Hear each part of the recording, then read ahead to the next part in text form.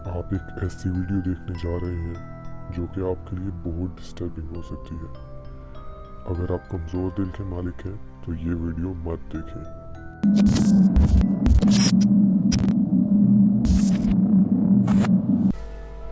Parents के लिए इस बात को एक्सेप्ट करना बहुत मुश्किल होता है कि उनके बच्चे को कोई मेंटल इलनेस है और शायद वो बीमारी उनके लिए फ्यूचर में बहुत मुश्किलात भी पैदा कर सकती है। वो लोग ऐसा तो सोच भी नहीं सकते कि उनका अपना बच्चा इस बीमारी की वजह से उनको नुकसान पहुंचा सकता है। मेलेनी डेविस ने अपने बच्चे जैकरी की बचपन से बहुत अच्छे से टेक केयर की, लेकिन वो बिल्कुल डिफरेंट था। ये सिर्फ जैकरी का क्राइम नहीं था जिसने उसे इतना फेमस कर दिया, बल्कि वो एक इंटरव्यू था जिसकी वजह से लोगों ने उसे इविलेस्ट किलर मान लिया। Did you kill your mother? Yeah. You killed your mother. Way bigger than a hammer. Meloni और क्रिस का बेटा जैकरी 1993 में पैदा होता है और उसका बड़ा भाई जॉश जो कि उससे 1 साल बड़ा होता है। उनके अकॉर्डिंग वो भी नॉर्मल बच्चों की तरह घर में हंसते खेलते थे। असल कहानी तब शुरू होती है जब 2007 में क्रिस की एक बीमारी ASL की वजह से डेथ हो जाती है। अगर आपको याद हो, एक आइस बकेट चैलेंज था। असल में वो चैलेंज इस बीमारी की अवेयरनेस के लिए ही शुरू किया गया था। ASL एक ऐसी बीमारी है जो कि इंसान के दिमाग और स्पाइन की नर्व्स पे इफ़ेक्ट करती है और आहिस्ता आहिस्ता इंसान अपने मसल्स पे कंट्रोल ख़त्म करने लग जाता है। क्रिस की डेथ से पहले ये सिचुएशन हो चुकी थी कि ना तो वो बोल सकता था और ना ही खुद से खाना खा सकता था। क्रिस की डेथ ने उसके बेटे जैकरी पे बहुत बुरी तरह असर किया था। वो बिल्कुल बदल चुका था और वो चेंजिंग्स बिल्कुल भी नॉर्मल नहीं थी। जो कुछ उसके दिमाग में चल रहा था वो बहुत एक्सट्रीम होने वाला था। वो लोग एक नई लाइफ शुरू करने के लिए दूसरे सिटी में शिफ्ट हो जाते हैं। मेलेनी अपने बेटे जैकरी को साइकेट्रिस्ट के पास लेके जाती है और उसे बताती है कि ये अजीबोगरीब आवाज़ें सुन रहा है।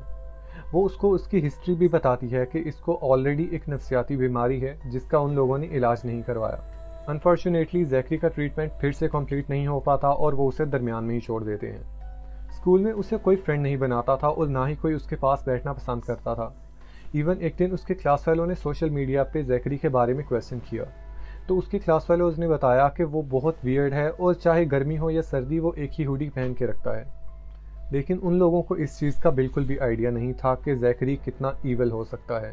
मेलेनी 2012 में अपने दोनों बेटों जॉश और जैकरी के साथ सिनेमा में मूवी देखने के लिए जाती है जिसका नाम होता है दी कॉम्पेन, और वो उस साल की सबसे ज़्यादा कॉमेडी मूवी मानी गई थी। हर चीज़ बिल्कुल नॉर्मल चल रही थी और उन लोगों ने पूरा दिन बहुत एंजॉय किया। जॉश और मेलेनी को इस चीज़ का बिल्कुल भी आइडिया नहीं था कि इतना अच्छा दिन गुजारने के बाद उनके साथ क्या होने वाला है।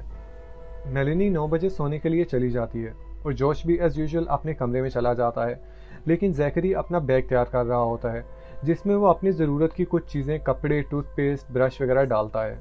जब उसे फील होता है कि सब लोग सो गए हैं तो वो गैरेज में जाता है और वहाँ से हैमर पकड़ता है और मेलेनी के रूम में आ जाता है। वो उसके सर पे हथौड़े से मारना शुरू कर देता है। डिटेक्टिव्स के अकॉर्डिंग उसने उसके सर पे 8 दफ़ा वार किया और उसकी वहीं डेथ हो जाती है। फिर वो अपने सेकंड प्लान की तरफ बढ़ता है और विस्की की एक बॉटल पकड़ता है और गेमिंग रूम में गिरा के आग लगा देता है और उसका दरवाज़ा बंद कर देता है। उसका दरवाज़ा बंद करना जॉश के लिए काफ़ी लकी रहा क्योंकि आग घर में फैलती नहीं और स्मोक की वजह से फायर अलार्म ऑन हो जाता है। जॉश बाहर भागने की बजाय अपनी मदर के कमरे में आता है, लेकिन वो देखता है कि उसका पूरा कमरा खून से भरा हुआ है और उसका मुंह पूरी तरह ख़राब हो चुका है। वो मदद के लिए अपने नेबर्स की तरफ भागता है और वो टाइम ज़ाया किए बगैर पुलिस को कॉल कर देते हैं। पुलिस वहाँ पहुँचती है और जैकरी को ढूंढने लग जाती है। 5 घंटों बाद उसे एक रोड के साइड से ढूंढ लिया जाता है। उसके पूरे कपड़े खून से भरे होते हैं। पुलिस स्टेशन में जिस डॉक्टर ने उसका इंटरव्यू लिया उसने बताया कि ऐसा केस उसने अपनी लाइफ में पहली दफ़ा देखा है और जैकरी बिल्कुल इमोशनलेस है। कुछ दिनों में ये न्यूज़ हर तरफ फैल जाती है और लोग जानना चाहते हैं कि जैकरी ने ऐसा क्यों किया और उसके दिमाग में क्या चल रहा था। शायद लोगों के लिए इस चीज़ को जानना इसलिए भी इंटरेस्टिंग होता जा रहा था जिस तरह जैकरी इस सिचुएशन को हैंडल कर रहा था। इन्वेस्टिगेशन के दौरान कभी वो स्माइल करने लग जाता और कभी ऊंची ऊंची आवाज़ में हंसने लगता, लेकिन ट्रायल से पहले उसने कुछ ऐसा कर दिया जिसकी वजह से लोगों ने उसे 21st सेंचुरी का ईवल किलर मान लिया। वो डॉक्टर फिल से इंटरव्यू के लिए मान जाता है और वहाँ वो पूरी सिचुएशन को एक्सप्लेन करता है कि उसने किस तरह और क्यों क्राइम किया। उस इंटरव्यू को देखते हुए लोगों ने उसकी सोच का अंदाज़ा लगाया कि वो किस कदर ईवल है। एक्चुअली ये इंटरव्यू काफ़ी डिस्टर्बिंग है। जिस तरह वो क्वेश्चंस के आंसर कर रहा था और जो उसके एक्सप्रेशंस थे, बिल्कुल ऐसा लग रहा था जैसे वो किसी हॉरर मूवी का विलेन हो। इन क्लिप्स को इंटरनेट पे अपलोड कर दिया गया, जिनको 15 मिलियन लोगों ने देखा। इस वजह से जैकरी की पब्लिसिटी तो हुई, लेकिन उसका उसे कोई फ़ायदा नहीं हुआ, बल्कि अब लोग मज़ीद चाहते थे कि उसे जल्द से जल्द सज़ा मिले, क्योंकि वो बहुत ज़्यादा डिस्टर्ब थे।